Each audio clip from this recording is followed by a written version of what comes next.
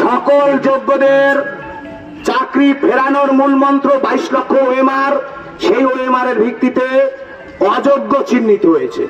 সেই ওএমআর এর ভিত্তিতে সরকার হাইকোর্টে চিন্ময়বাবু বলছিলেন, হাইকোর্টের ডিভিশন বেঞ্চ বলেছে all OMR must be publish public domain. হাইকোর্টের রায় মানছে না। আজকে সেই ওএমআর এর ভিত্তিতে যোগ্য তালিকা সরকারের কাছে তৈরি আছে। রাজ্য সরকার, মমতা বন্দ্যোপাধ্যায় আমাদের মুখ্যমন্ত্রী, তিনি আমাদের প্রিয় মুখ্যমন্ত্রী, তিনি যদি মনে করেন তার ওই চেয়ারটা খুব ভালো লাগে তাহলে সেটা ভালো লাগুক।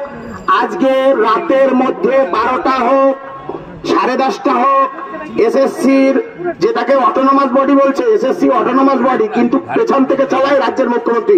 কেন দেখেননি নোটিফিকেশনের বিষয়? নবান্ন থেকে প্রেস কনফারেন্স করে বলেছিল। আমাদের বক্তব্য হচ্ছে আজকের রাত 12টার মধ্যে untainted teacher and non teaching staff তাদের তালিকা প্রকাশ করতে হবে। আর অন্যথায় যারা নেতৃত্ব আছে, আমাদের চিন্ময় বাবু, মেহবুবদা, মিন্ময়দা, রবিউল, কৃষ্ণকুমার, আরো সুমিতা সরকার সহ আরো যারা আছেন শিক্ষাকর্মীরা, সকলকে নমস্কার। আমরা একযোগে এক হয়ে আজকে লড়ছি। যোগ্য তালিকা দিন, আমাদেরও কলঙ্কের হাত থেকে মুক্তি দিন, যোগ্যদের চাকরি ফেরত দিন। কোন টালবাহানা, কোন অজুহাত, কোন শক্তির কাছে, কোন রাজনৈতিক শক্তির কাছে আমরা অন্তত মাথা নত করব না। এটা আমাদের বক্তব্য।